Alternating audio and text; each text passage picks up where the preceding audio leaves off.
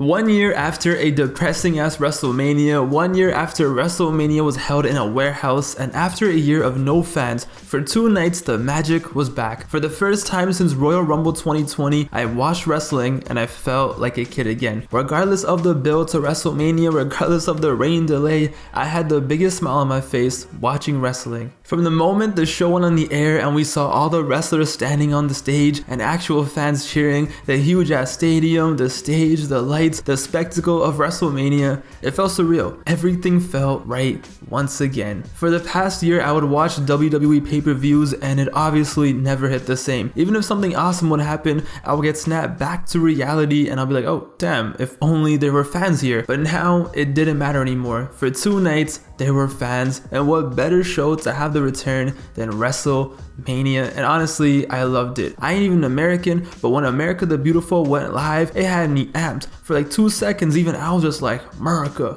Drew McIntyre made the entrance, the stage looked amazing, the pyro, then Lashley came out, the fans were cheering, and WrestleMania was on. And honestly, I had so much fun. Drew McIntyre and Bobby Lashley had a great match. I had no expectations for this, I wasn't excited, I didn't really care, but even as the match was going on, I just got sucked in and it was elite. Bobby Lashley got the win and Bobby Lashley deserves it. And also, shout out to Drew McIntyre. I'm happy he got his moment. I know he didn't win, but this man put in work for the entire pandemic, but he got his entrance, he got his pop, he got to soak it all in, and he deserved it. But yo, it's crazy. If you told 7-year-old me in 2005, like, hey, this Bobby Lashley guy that just debuted, yeah, he won't be WWE champion till 2021, there is no way I would believe you. What a journey it's been for him, and praise to the Almighty. It was also fun seeing Cesaro and Rollins just go out and wrestle. After what, 10 years, Cesaro finally got his first singles WrestleMania match. Vince, first of all, what? Like, this man's 40.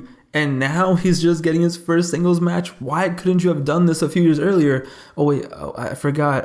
Apparently he's too Swiss. Apparently the Swiss guy is too Swiss. Braun and Shane had the worst build for a Mania match in a long time. Man was out here pouring Nickelodeon slime on Braun. Let's be real. Somehow, someway, this cage match was one of the better steel cage matches I've seen in forever. Shane just loves dying for our sins, and this man is way too old to be doing coast to coast and cage matches. He's especially too old to be doing this. Shane, just because your shoes are Jumpman's doesn't mean you should jump, man. But Shane, he turned up, he did his thing, and also at the end of the match, Braun said that this was for all the people that have been called stupid in their lives.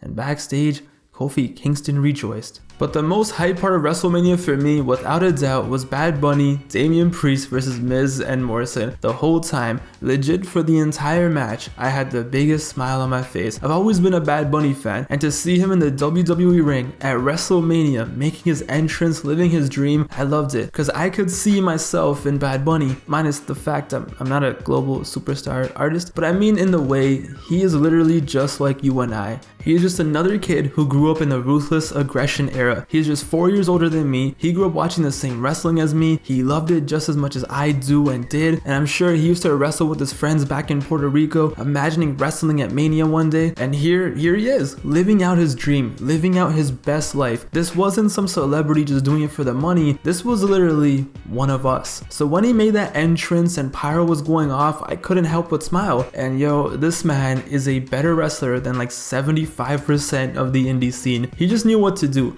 You can tell he grew up in wrestling, you can tell he loved it, you can tell he has watched countless matches just by how elite he was selling, by how smooth he was. He had the instincts. He literally looked like a 3rd generation wrestler out there. And he was out here doing swinging head scissor takedowns and roll-ups. Yo, Bad Bunny threw better punches in his first match ever than Shane McMahon has ever thrown. Shane, I love you, but now I know why Vince replaced you with Triple H as his son. The crowd loved it. Miz and Morrison deserve so much credit. The double Falcon arrows for absolutely no reason. It was the little things, like Bad Bunny making the save on the skull crashing finale. The fact that he pulled it off, he had the timing and everything in his first match to make a save like that. And oh, you know, he just casually did a Canadian destroyer. Bad Bunny is goated. He had the fans going crazy. He put in the work. He had social media just going wild. And this is legit a WrestleMania moment that I will never forget.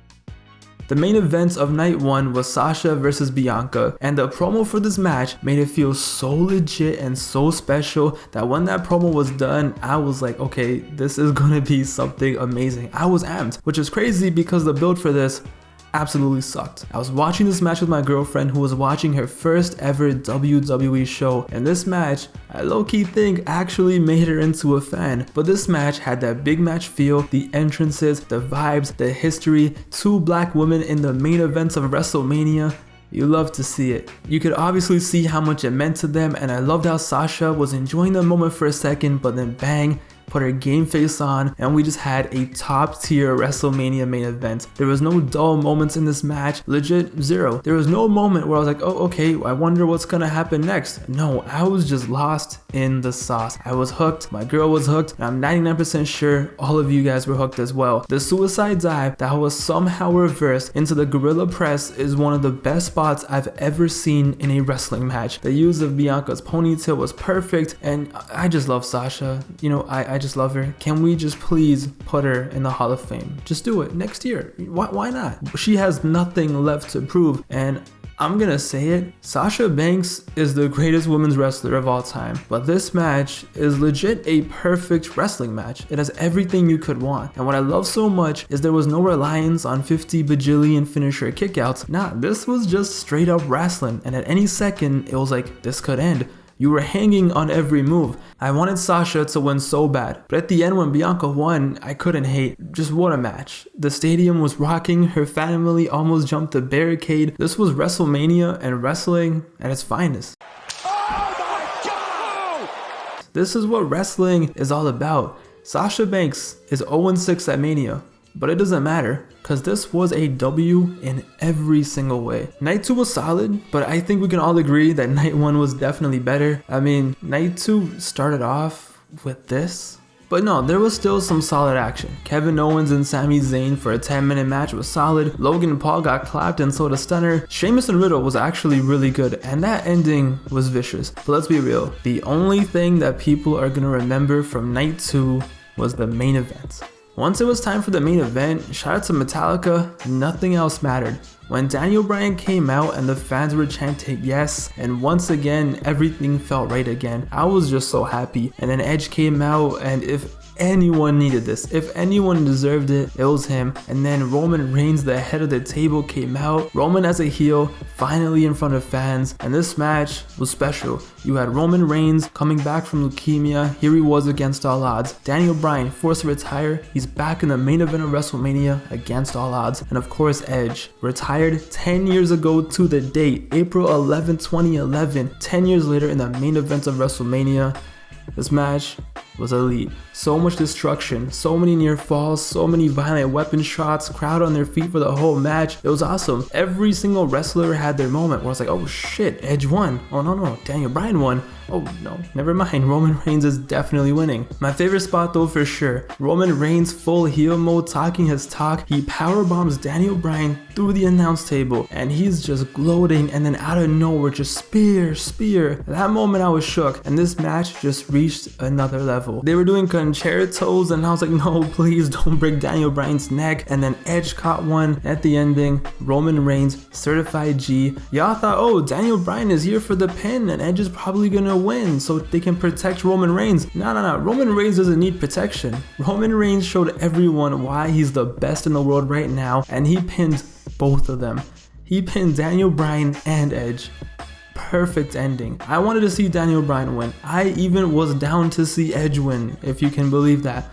But when Roman won, I was just sitting there like, all right, you know what? That's the tribal chief. You just have to accept it. Roman Reigns is money. Roman Reigns is elite, and it was a hell of a match. This was such a fun WrestleMania, and Roman Reigns, yo, that guy is just on one right now. But this WrestleMania, yo, it was fun. It wasn't the best. There was some random matches that you would think this was an episode of SmackDown, but I was just so happy watching this, okay? The spectacle, the main events, the Bad Bunny match, the fans, the vibes, everything for these 2 nights just felt right. Everything felt normal again. And WrestleMania 37, without a doubt, was definitely a fun show. So let me know below, what are your thoughts on WrestleMania? Do you think that WrestleMania should always be 2 nights, or do you think 1 night is fine? What was your favorite match? What was your favorite moment? What was your favorite entrance? I don't know, anything. Whatever your thoughts on WrestleMania, let me know below. I'm definitely gonna read it. I literally read every comment. I just want to say thank you guys for watching. It means the world to me. A look back at WWE 2K17 is next. I'll see you guys soon. Thank you for watching. Have a good one.